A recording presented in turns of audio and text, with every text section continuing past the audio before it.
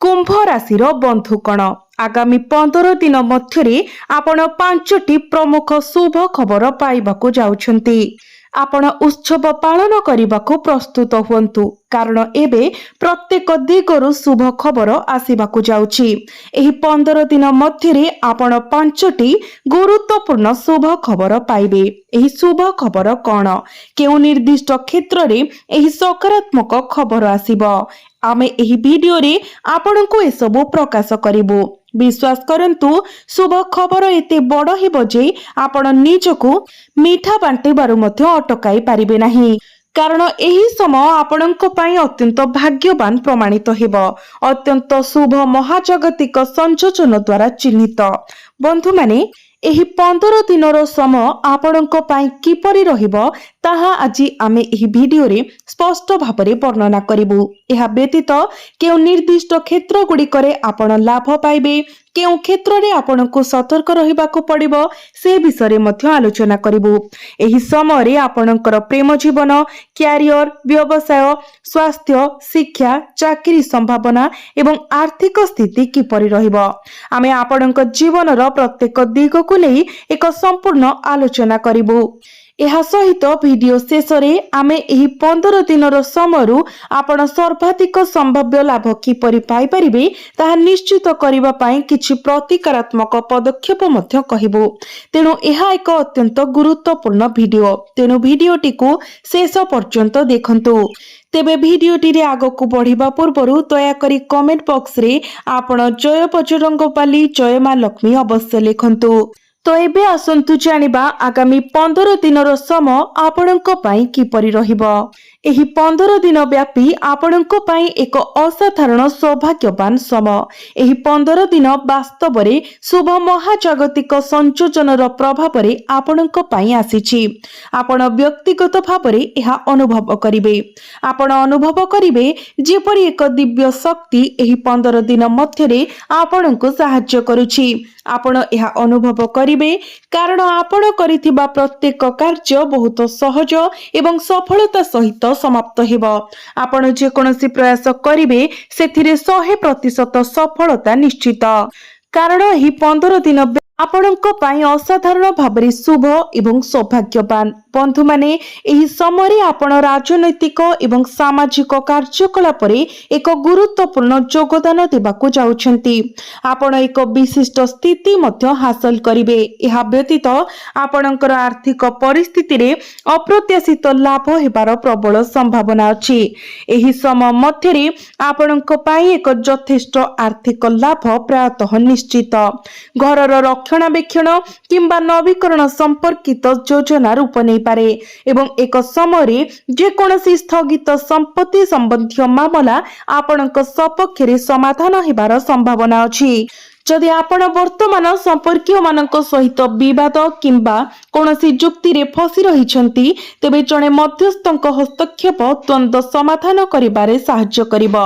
एहा आपणकर संपर्कीय मानक सहित विवाद को समाधान करिबो एवं पारस्परिक स्नेहर नूतन भावना को प्रोत्साहित करिबो। सबुठारु गुरुत्वपूर्ण कथा हेउची एही पर्याय रे आपण निज बुद्धि एवं विचक्षणतार शक्ति माध्यम रे सब किछि हासिल करिवे। जेउ गुण गुड़िक पई आपण व्यापक स्वीकृति एवं प्रशंसा अर्जन करिवे। एही समयर प्रकृति एही परि आपण पारिवारिक व्यापारर सुगम कार्य सुनिश्चित करिबारे एवं आपण आध्यात्मिक कार्यकलाप रे उत्साहर सहित अंशग्रहण करिबार संभावना मध्य अछि। आपण एही समय मध्य दानशील एवं पुण्य कार्य रे नियोजित हेबे, जहा आपणको गभीर आंतरिक संतोष आनिदेबो। यह सहित आपणक परिवार सदस्यंक सहित किणा बिका एवं अवसर विनोदन कार्यकलाप पई किछि समय बाहर करंतु। यह करिबा द्वारा आपण निजको उत्साहित अनुभव करिवे। यह व्यतीत आपणकर व्यक्तित्वर सकारात्मक दिग गुड़िक सामना को आसीबो, जहां आपणकर सामाजिक प्रतिष्ठा, सम्मान एवं संपर्कर स्तर को वृद्धि करिबो। जदि आपण आर्थिक निवेश करिबा को चाहुछंती तेबे यह करिबा पई वर्तमान एक अनुकूल समय। एही समय मध्य निवेशित जे कोनोसी पुंजी भविष्यत रे अप्रत्याशित लाभ प्रदान करिबो।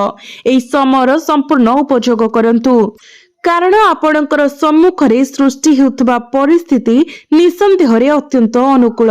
ନିଶ୍ଚିତ ରୁହନ୍ତୁ, ଆପଣ କିଛି ଆଶ୍ଚର୍ଯ୍ୟଜନକ ଖବର ପାଇଁ ପ୍ରସ୍ତୁତ ଅଛନ୍ତି। ଦୀର୍ଘ ଦିନ ଧରି ଅଟକି ରହିଥିବା କିମ୍ବା ଅନିଶ୍ଚିତତାରେ ଫସି ରହିଥିବା କାର୍ଯ୍ୟଗୁଡ଼ିକୁ ଏହି ଶୁଭ ସମୟ ମଧ୍ୟରେ ସଫଳତାର ସହିତ ସମାପ୍ତ କରାଯିବ। କେହି କହିପାରିବେ ଯେ ଶେଷରେ ଆପଣଙ୍କର ପ୍ରୟାସ ସଫଳ ହେବାର ସମୟ ଆସିଛି। ଆପଣଙ୍କର ସମସ୍ତ କାର୍ଯ୍ୟ ସଫଳତାର ସହ ସମାପ୍ତ ହେବା ପାଇଁ ଯାଉଛି।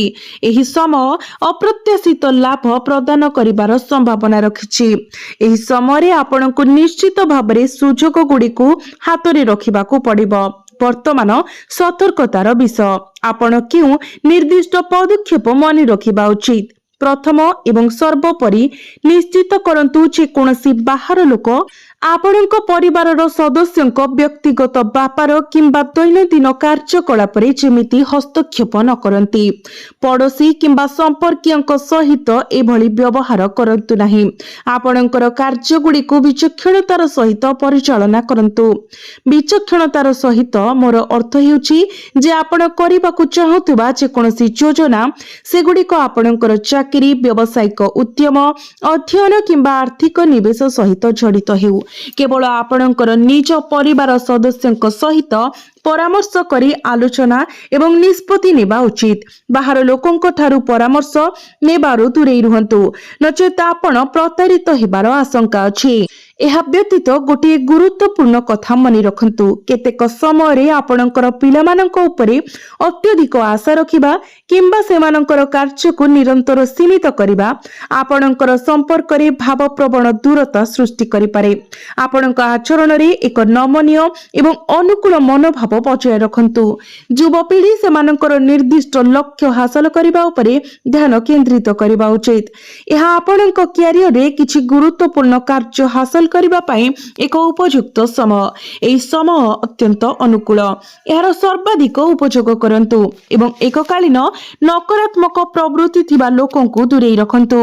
ନକାରାତ୍ମକ ପ୍ରବୃତ୍ତି ଥିବା ଲୋକଙ୍କୁ ଚିହ୍ନଟ କରିବା ପାଇଁ ନିଜର ଅନ୍ତର୍ଜ୍ଞାନ ଉପରେ ବିଶ୍ୱାସ କରନ୍ତୁ, କାରଣ କିଛି ବ୍ୟକ୍ତି ଆପଣଙ୍କୁ କ୍ଷତି ପହଞ୍ଚାଇବାକୁ ଚେଷ୍ଟା କରିପାରନ୍ତି।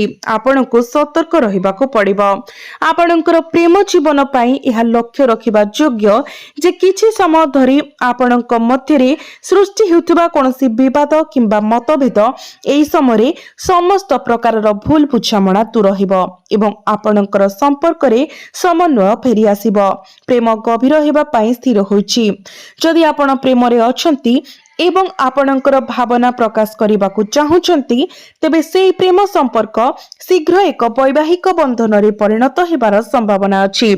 ଯେଉଁମାନେ ଅବିବାହିତ, ସେମାନଙ୍କ ପାଇଁ ବିବାହ ପ୍ରସ୍ତାବ ଆସିବ ଏବଂ ଆପଣ ଏକ ସୁନ୍ଦର ଜୀବନସାଥୀ ପାଇବେ। ନିଃସନ୍ତାନ ଦମ୍ପତିଙ୍କ ଘରେ ପିଲାମାନଙ୍କର ହସର ଶବ୍ଦ ପ୍ରତିଧ୍ୱନିତ ହେବ।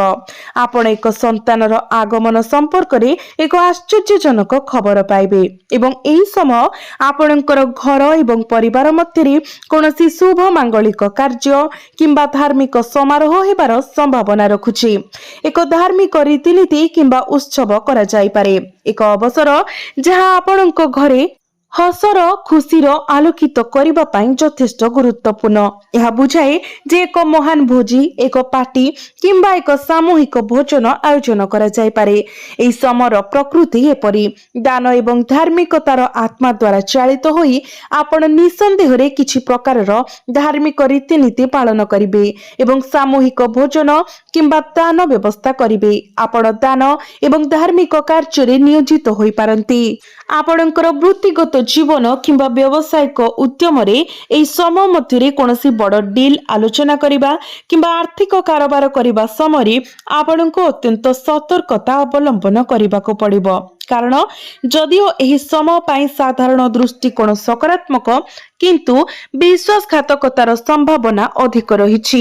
ଏହା ବ୍ୟତୀତ ଯଦି ଏକ ପ୍ରମୁଖ ବ୍ୟବସାୟିକ କ୍ରମ ଭାଙ୍ଗିଯାଏ, ତେବେ ଆପଣ ଆର୍ଥିକ କ୍ଷତି ସହିପାରନ୍ତି।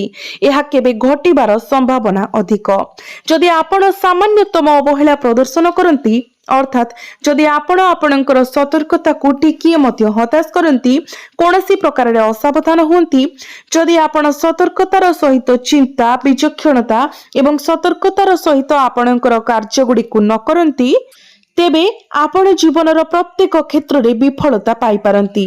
ତେଣୁ ସମସ୍ତ କାର୍ଯ୍ୟକୁ ସତର୍କତାର ସହିତ କରନ୍ତୁ। ଚିନ୍ତା, ବିଚକ୍ଷଣତା ଏବଂ ପର୍ଯ୍ୟବେକ୍ଷଣ କରି ସତର୍କତାର ସହିତ ନିଜର କାର୍ଯ୍ୟଗୁଡ଼ିକୁ କରନ୍ତୁ। ଆପଣ ନିଶ୍ଚିତ ଭାବରେ ସଫଳତା ପାଇବେ। ସମସ୍ତ ପ୍ରକାରର ଅବହେଳା ପରିହାର କରନ୍ତୁ, କାରଣ ଏହି ସମୟ ବ୍ୟବସାୟିକ ବୃତ୍ତିଗତ ମାନଙ୍କ ପାଇଁ ଅସାଧାରଣ ଭାବରେ ଅନୁକୂଳ। ଲାଭ ପାଇଁ ପରିସ୍ଥିତି ଦୃଢ଼ ଭାବରେ ରହିଛି। ତଥାପି ଆପଣଙ୍କର ସତର୍କତା ବଜାୟ ରଖିବା ସହିତ ଆପଣ ବ୍ୟକ୍ତିଗତ ଭାବରେ ମଧ୍ୟ ପର୍ଯ୍ୟବେକ୍ଷଣ କରିବେ ଏବଂ ଅନୁଭବ କରିବେ ଯେ ଆପଣଙ୍କର ବ୍ୟବସାୟକୁ ବିସ୍ତାର କରିବା ପାଇଁ ଆପଣ ଯେଉଁ ରଣନୀତି ପ୍ରସ୍ତୁତ କରିଛନ୍ତି ତାହା ଅତ୍ୟନ୍ତ ପ୍ରଭାବଶାଳୀ ପ୍ରମାଣିତ ହେଉଛି। ଆପଣଙ୍କର ବ୍ୟବସାୟ ଯୋଜନା ଅନୁଯାୟୀ ବଢ଼ିବ। ପେଟ୍ରୋଲ ପମ୍ପ ଏବଂ ତୈଳ କ୍ଷେତ୍ର, ଖାଦ୍ୟ ଏବଂ ଆତିଥ୍ୟ ଶିଳ୍ପ, ପୋଷାକ, କଳା, ପ୍ରସାଧନ ସାମଗ୍ରୀ, ଅଳଙ୍କାର, ଷ୍ଟକ୍ ମାର୍କେଟ ଏବଂ ଅନଲାଇନ ସୋସିଆଲ ମିଡିଆ ସହିତ ଜଡ଼ିତ ବ୍ୟବସାୟ ଗୁଡ଼ିକ ବର୍ତ୍ତମାନ ଯଥେଷ୍ଟ ଲାଭ ପାଇଁ ପ୍ରସ୍ତୁତ ଅଛି। ଦୟାକରି ଏହା ଉପରେ ଧ୍ୟାନ ଦିଅନ୍ତୁ। ଯେଉଁମାନେ ଏକ ନୂତନ ବ୍ୟବସାୟ କିମ୍ବା ଉଦ୍ୟମ ଆରମ୍ଭ କରିବାକୁ ଚିନ୍ତା କରୁଛନ୍ତି ସେମାନେ ବର୍ତ୍ତମାନ ପାଇଁ ଅପେକ୍ଷା କରିବା ଉଚିତ। ବର୍ତ୍ତମାନର ସମୟ ଆପଣଙ୍କ ସପକ୍ଷରେ ନାହିଁ। ସମୟ ଅନୁକୂଳ ହେଲେ ଆମେ ଆପଣଙ୍କୁ ଜଣାଇବୁ। ବର୍ତ୍ତମାନ କୌଣସି ନୂତନ ବ୍ୟବସାୟ ଉଦ୍ୟମ ଆରମ୍ଭ କରନ୍ତୁ ନାହିଁ। ଆପଣଙ୍କ ମଧ୍ୟରେ ଧୈର୍ଯ୍ୟ ବଜାୟ ରଖନ୍ତୁ। ସମୟ ଆପଣଙ୍କର ଆକାଂକ୍ଷା ସହିତ ସମାନ ହେବା ମାତ୍ରେ ଆମେ ଆପଣଙ୍କୁ ଜଣାଇବୁ। ଏହା ବ୍ୟତୀତ ବୃତ୍ତିଗତ କ୍ଷେତ୍ର ବିଷୟରେ, ବିଶେଷ କରି ବର୍ତ୍ତମାନ ନିଯୁକ୍ତି ପାଇଥିବା ଲୋକଙ୍କ ପାଇଁ ଆପଣଙ୍କୁ କିଛି ସତର୍କତା ଅବଲମ୍ବନ କରିବାକୁ ପଡ଼ିବ। ଆପଣଙ୍କର ପ୍ରତିଷ୍ଠା ବୃଦ୍ଧି ପାଇବାକୁ ଯାଉଛି ଏବଂ ଆପଣ କିଛି ଗୁରୁତ୍ୱପୂର୍ଣ୍ଣ ହାସଲ କରିବାର ଦ୍ୱାରରେ ଥିବାରୁ ଆପଣଙ୍କର ନାମ ଆପଣଙ୍କର କାର୍ଯ୍ୟକ୍ଷେତ୍ରରେ ପ୍ରମୁଖ ଭାବରେ ପ୍ରତିଧ୍ୱନିତ ହେବ। ତଥାପି ଏହି ସଫଳତା ଈର୍ଷାଳୁ ସ୍ୱଭାବର ଲୋକଙ୍କ ମଧ୍ୟରେ ଈର୍ଷା ସୃଷ୍ଟି କରିପାରେ। ସେମାନେ ଆପଣଙ୍କୁ ଦୁର୍ବଳ କରିବାକୁ କିମ୍ବା ଆପଣଙ୍କୁ କ୍ଷତି ପହଞ୍ଚାଇବାକୁ ଷଡ଼ଯନ୍ତ୍ର କରିପାରନ୍ତି। ତେଣୁ ଆପଣଙ୍କୁ ସତର୍କ ରହିବା ଉଚିତ ଏବଂ ସେମାନଙ୍କ ବିରୁଦ୍ଧରେ ସତର୍କ ରୁହନ୍ତୁ। ଆପଣଙ୍କର କାର୍ଯ୍ୟରେ ସମର୍ପିତ ଏବଂ ପରିଶ୍ରମୀ ରୁହନ୍ତୁ। ନିଶ୍ଚିତ କରନ୍ତୁ ଯେ ଆପଣ ଆପଣଙ୍କର ବସ୍ଙ୍କ ଦ୍ୱାରା ନିର୍ଦ୍ଧାରିତ ସମସ୍ତ ଲକ୍ଷ୍ୟ ଏବଂ ଆପଣଙ୍କର ଉପରିସ୍ଥ ଅଧିକାରୀମାନଙ୍କ ଦ୍ୱାରା ପ୍ରଦାନ କରାଯାଇଥିବା ଯେକୌଣସି କାର୍ଯ୍ୟକୁ ସମୟ ମଧ୍ୟରେ ପୂରଣ କରୁଛନ୍ତି। ନିଶ୍ଚିତ ରୁହନ୍ତୁ, ନକ୍ଷତ୍ର ଗୁଡ଼ିକ ଆପଣଙ୍କ ପାଇଁ ଖୁବ୍ ଶୀଘ୍ର ପଦୋନ୍ନତିର ସମ୍ଭାବନାକୁ ସୂଚାଇଥାଏ। ଦରମା ବୃଦ୍ଧି ପାଇଁ ଅନୁକୂଳ ସଂକେତ ଏବଂ ଆପଣଙ୍କର କାର୍ଯ୍ୟସ୍ଥାନରେ ପରିବର୍ତ୍ତନର ସମ୍ଭାବନା ମଧ୍ୟ ଅଛି। ତେଣୁ ସମୟ ଉତ୍କୃଷ୍ଟ।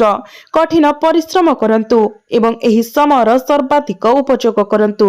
ନିଃସନ୍ଦେହରେ ଆପଣ ଆପଣଙ୍କର ପ୍ରୟାସ ସହିତ ଅନୁରୂପ ପୁରସ୍କାର ପାଇବେ। ବର୍ତ୍ତମାନ ନିଯୁକ୍ତି ଖୋଜୁଥିବା ଲୋକଙ୍କ ପାଇଁ ଆପଣ ଇଚ୍ଛା କରିଥିବା ଚାକିରି ପାଇବା ପାଇଁ ଯାଉଛନ୍ତି। ତେଣୁ ଆପଣ ନିଜର ଚେଷ୍ଟା ଜାରି ରଖନ୍ତୁ। ଯଦି ଆପଣ ବର୍ତ୍ତମାନ ସାକ୍ଷାତକାର କିମ୍ବା ପରୀକ୍ଷା ପାଇଁ ଯାଉଛନ୍ତି ଆପଣଙ୍କର ଶିକ୍ଷାଗତ ଯୋଗ୍ୟତା ଏବଂ ବୃତ୍ତିଗତ ଅଭିଜ୍ଞତା ସହିତ, ତେବେ ଆପଣ ଏକ ପୁରସ୍କାର ପ୍ରାପ୍ତ ପଦବୀ ପାଇବା ପାଇଁ ଯାଉଛନ୍ତି। ସମୟ ଅତ୍ୟନ୍ତ ଶୁଭ ଏବଂ ଅନୁକୂଳ। ଏହି ସୁଯୋଗକୁ ହାତଛଡ଼ା କରନ୍ତୁ ନାହିଁ। ବର୍ତ୍ତମାନ ଯେଉଁମାନେ ଶିକ୍ଷାଗତ ବୃତ୍ତି, ବ୍ୟବସାୟ ବିସ୍ତାର କିମ୍ବା ଅନ୍ୟ କୌଣସି ଉଦ୍ଦେଶ୍ୟ ପାଇଁ ବିଦେଶ ଯାତ୍ରା କରିବାର ସ୍ୱପ୍ନ ଦେଖୁଛନ୍ତି ସେମାନଙ୍କ ପାଖକୁ ଯିବା। ଆପଣଙ୍କର ବିଦେଶ ଯିବାର ଆକାଂକ୍ଷା ଶୀଘ୍ର ସାକାର ହେବାକୁ ଯାଉଛି। ପ୍ରକୃତରେ କିଛି ଭାଗ୍ୟବାନ ବ୍ୟକ୍ତି ଏହି ସମୟ ମଧ୍ୟରେ ବିଦେଶ ଯାତ୍ରା କରିବାର ସୁଯୋଗ ମଧ୍ୟ ପାଇପାରନ୍ତି। ଆପଣଙ୍କ କଠିନ ପରିଶ୍ରମ ଶେଷରେ ଫଳ ଦେବ। ମୂଳତଃ ବର୍ତ୍ତମାନର ପର୍ଯ୍ୟାୟ ଆପଣଙ୍କ ପାଇଁ ଅସାଧାରଣ ଅନୁକୂଳ। ବ୍ୟବସାୟ ଏବଂ ବାଣିଜ୍ୟ ଦୃଷ୍ଟିକୋଣରୁ ଏବଂ ନିଯୁକ୍ତି ଏବଂ କ୍ୟାରିୟର ଉନ୍ନତି ଦୃଷ୍ଟିକୋଣରୁ ଏହା ଏକ ଉତ୍କୃଷ୍ଟ ସମୟ।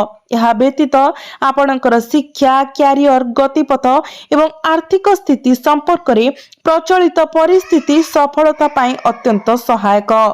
ସାମାନ୍ୟତଃ ନିରାଶ ହୁଅନ୍ତୁ ନାହିଁ। ଯଦି ଆପଣ ଏହି ଭିଡିଓରେ ଆମେ ଉଲ୍ଲେଖ କରିଥିବା ସତର୍କତା ପାଳନ କରନ୍ତି, ଆପଣଙ୍କର ସ୍ୱାସ୍ଥ୍ୟ ବିଷୟରେ ଆପଣ ପରିବର୍ତ୍ତିତ ପାଣିପାଗ ଧାରା ସହିତ ଜଡ଼ିତ ସ୍ୱାସ୍ଥ୍ୟ ସମସ୍ୟାର ସମ୍ମୁଖୀନ ହୋଇପାରନ୍ତି, ଯାହା ଫଳରେ ଅତ୍ୟନ୍ତ ସତର୍କତା ଅବଲମ୍ବନ କରିବା ଏବଂ ନକାରାତ୍ମକ ଚିନ୍ତାଧାରାରୁ ଦୂରେଇ ରହିବା ଅତ୍ୟନ୍ତ ଜରୁରୀ। ଅତ୍ୟଧିକ ଚାପ ଠାରୁ ଦୂରେଇ ରୁହନ୍ତୁ। ଆପଣଙ୍କର ଦିନଚର୍ଯ୍ୟାରେ ଆୟୁର୍ବେଦିକ ପ୍ରତିକାରକୁ ସାମିଲ କରନ୍ତୁ। ଏହା ଆପଣଙ୍କର ଭଲ ସ୍ୱାସ୍ଥ୍ୟ ବଜାୟ ରଖିବାରେ ସାହାଯ୍ୟ କରିବ। ଏହା ସହିତ ମନେ ରଖନ୍ତୁ ଯେ କିଛି ବ୍ୟକ୍ତି ପେଟ ସମ୍ବନ୍ଧୀୟ ସମସ୍ୟାର ସମ୍ମୁଖୀନ ହୋଇପାରନ୍ତି। ଏହାର ସମାଧାନ ପାଇଁ ଆପଣଙ୍କର ଓଜନ ନିୟନ୍ତ୍ରଣରେ ରଖିବା ଅତ୍ୟନ୍ତ ଗୁରୁତ୍ୱପୂର୍ଣ୍ଣ। ଅତ୍ୟଧିକ ତରଳ ତେଲିଆ ଖାଦ୍ୟ କିମ୍ବା ଭାରି ପ୍ରଚୁର ଖାଦ୍ୟ ଖାଇବାରୁ ଦୂରେଇ ରୁହନ୍ତୁ। ପରିଷ୍କାର ପୁଷ୍ଟିକର ଖାଦ୍ୟ ଖାଆନ୍ତୁ ଏବଂ ଆପଣଙ୍କର ସ୍ୱାସ୍ଥ୍ୟର ଯତ୍ନ ନେବାକୁ ପ୍ରାଥମିକତା ଦିଅନ୍ତୁ।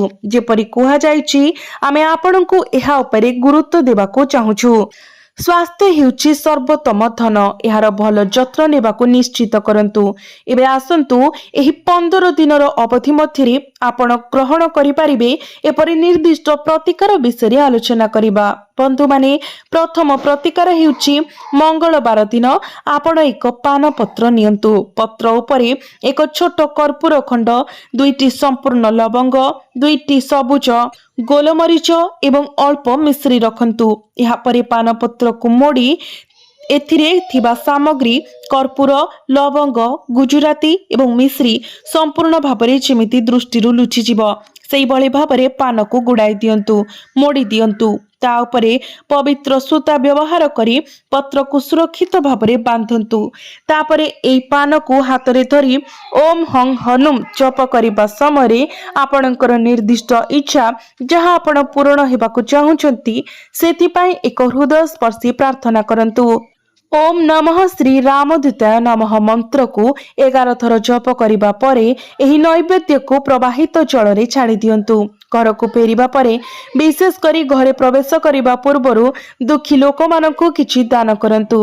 ଆପଣଙ୍କର ସାଧ୍ୟ ଏବଂ ସାମର୍ଥ୍ୟ ଅନୁସାରେ ଦାନ କରନ୍ତୁ।